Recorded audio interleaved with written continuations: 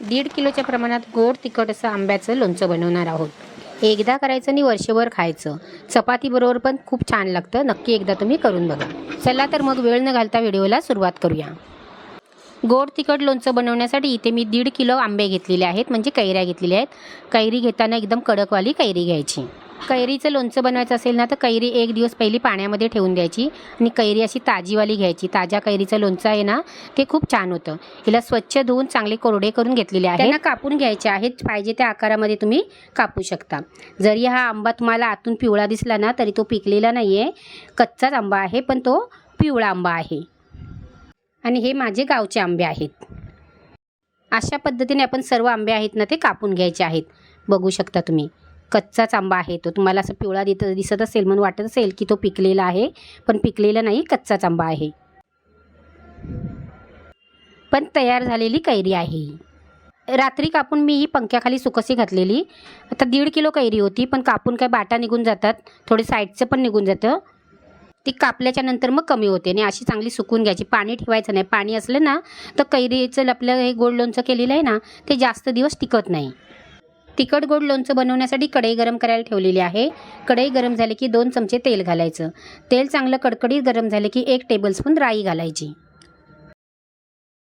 अर्धा टेबलस्पून मेथी दाणे.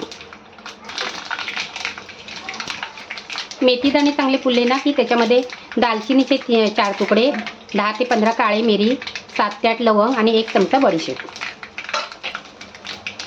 1 चमचा हिंग.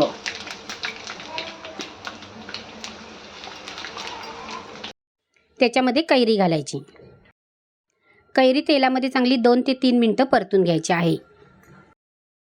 1.5 किलो कैऱ्या होत्या, पण बाटा गेल्या, थोडे साईडचे गेले तर किलोभरच्या अशा आपल्या कैऱ्या तयार झालेल्या आहेत. तर त्याच्यासाठी तुम्हाला जर जास्त पाक असे हवा असेल ना तर तुम्ही 1 किलो गूळ घातलात तरी चालेल. इथे मी 600 ग्राम गूळ घातलेला आहे. गूळ चांगला वितळेपर्यंत याला आपल्याला मिक्स करून घ्यायचा आहे. गूळ वितळेपर्यंत याला आपल्याला मिक्स करून घ्यायचं आहे. गूळ वितळल्याच्या नंतर 1 चमचा मीठ घालायचं, अर्धा चमचा हळद घालायची आणि 2 मोठे चमचे घरचा लाल मसाला घालायचा.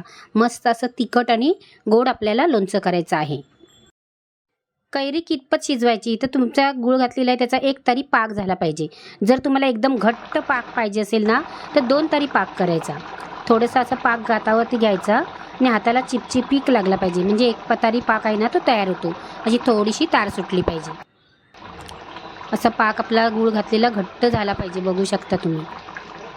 आणि असं पळीवरती ना एक असा थर जमेल ना इतपत आपला पाक तयार झाला पाहिजे. आपलं लोणचं तयार झालेलं आहे. गॅस बंद करायचा. तुम्हाला जर एकदम जास्तच घट्ट पाक पाहिजे असेल तर 2 तारी पाक करा. आणि कैरीच्या बरोबर असा पाक सरसा अंगासरसा पाक राहिला पाहिजे. अशा पद्धतीने आपलं लोणचं आहे ते तयार झालेलं आहे. आजचं जर तुम्हाला हे गोड लोणचं आवडलं तर नक्की लाईक करा, कमेंट करा, तुमच्या मित्रमंडळींना शेअर करा. काचेच्या सुक्या बरणीमध्ये हे लोणचं आहे ते भरून ठेवायचं. अगदी वर्षभर चांगलं टिकतं. मुलांच्या टिफिनमध्ये पण तुम्ही हे लोणचं देऊ शकता. वेळात वेळ काढून तुम्ही माझे व्हिडिओ बघता त्याबद्दल मी तुमचे खूप खूप मनापासून आभार मानते. थँक्यू.